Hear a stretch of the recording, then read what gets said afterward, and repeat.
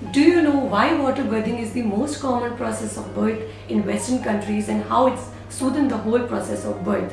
Hi, I'm Richa Sehra, Editor-in-Chief, ResponsibleHospital.com, and today I have a very special guest, Dr. Deepika Aggarwal, who is not only a senior gynecologist but also a water birthing expert from London. So, Dr. Deepika, today we're going to discuss about what is water birthing and what is the exact process of water birthing. Right. So, thank you, Richa, for having me here.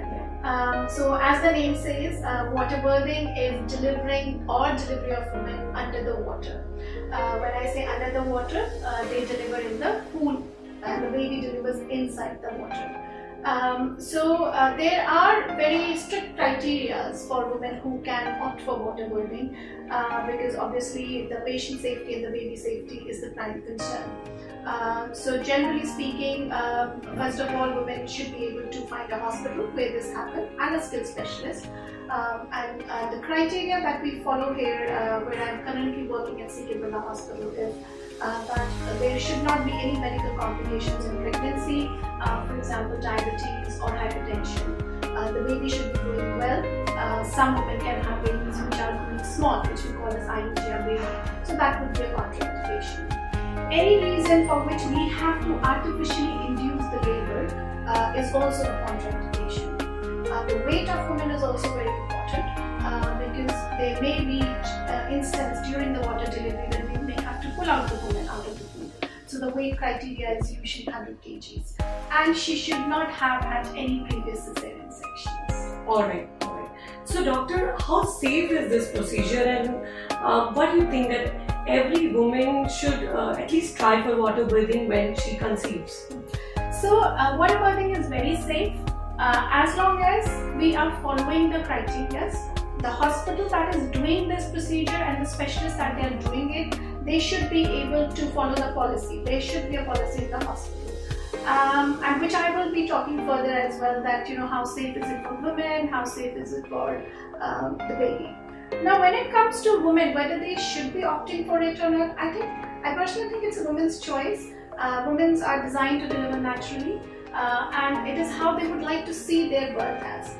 Some women may want to deliver normally, but they may not want water birthing, and some women may want more natural form of birthing, which is like inside the pool. So I would usually discuss the women their choice and give them the options. And if somebody who's keen on water birthing, then I think they should be facilitated to provide this kind of. Sure. And what is the right time for a woman to get herself being prepared for water birthing? I think that's right from the beginning.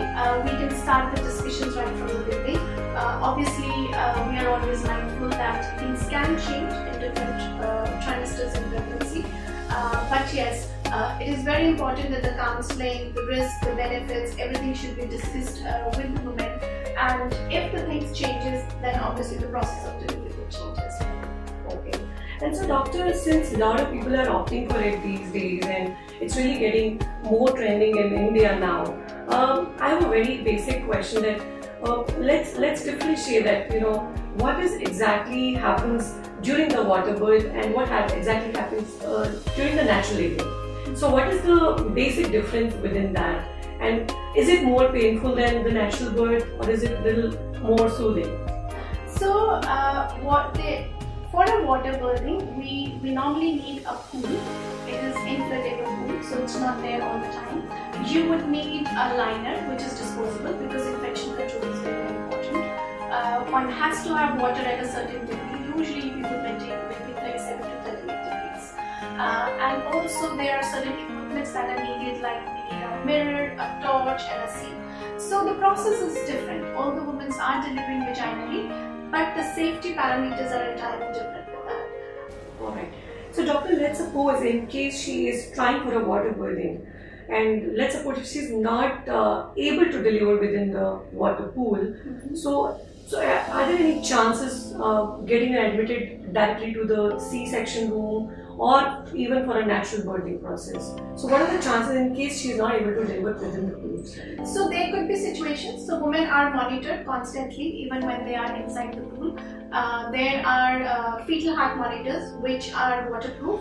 After every contractions, we will listen to the baby's heartbeat. So let's say if the baby's heartbeat is going down, or is going up and down, or if the baby passed meconium, who's inside the water, that's the situation when women will be asked to come out of the water.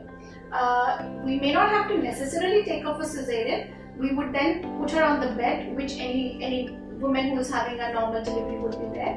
And if we find that baby is not liking or baby is getting distressed, then yes, they will be shifted for cesarean sections.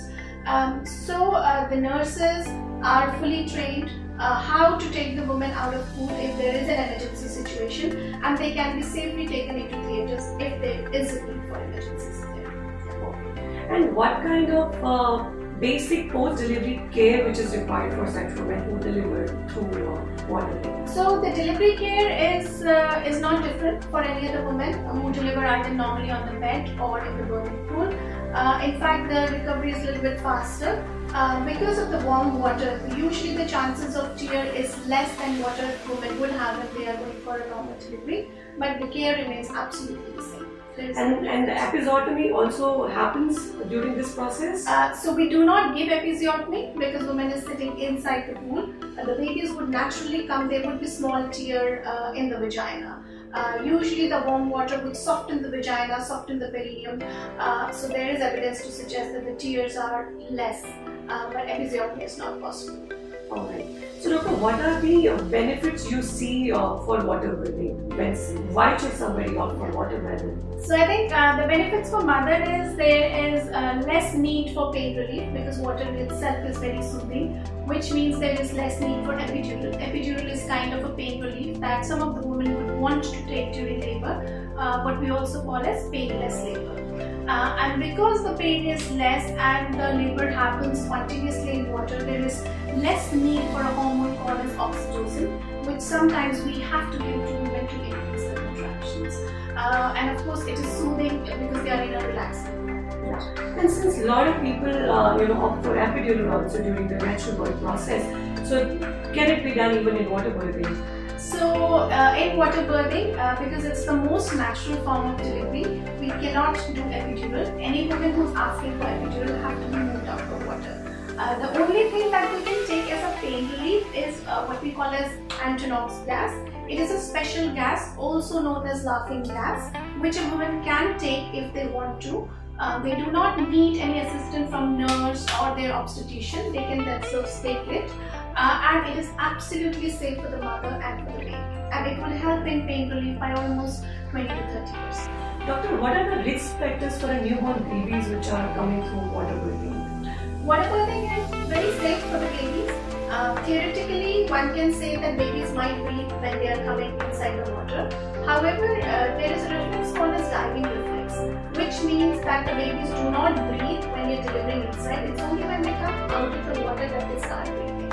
And a lot of my patients ask this question, and I kind of reassure them by saying that babies don't breathe when they are inside. They would when they come outside. Yeah, because they can create panic actually. Absolutely. Why the baby is not breathing. Absolutely. Yeah. So it could be a concern. So my last question to you, doctor, is that so this kind of facility of water birthing, I'm sure it is not available everywhere in India. So do you have any idea where all it's available, at least in North India? And if you have any idea on the hospital side and doctor's side? Richard, to my understanding and to my knowledge, I think the only hospital which has established water birthing is the Kerala Hospital, which has been opened 2 years ago. And being a water birthing specialist from London, so there was an opportunity for me to have it established in this hospital. And we have all the equipment and facilities where we can deliver the mums very safely in this hospital. Alright, so it was great meeting you once again, Dr. Deepika, and you really have given your valuable time to our audience about the water birthing, because it's such a trending thing these days, and I would like a lot of women to opt for water birthing. So thank you so much for your time, and let's meet again on the other topics soon. Thank you so much. Thank you so much.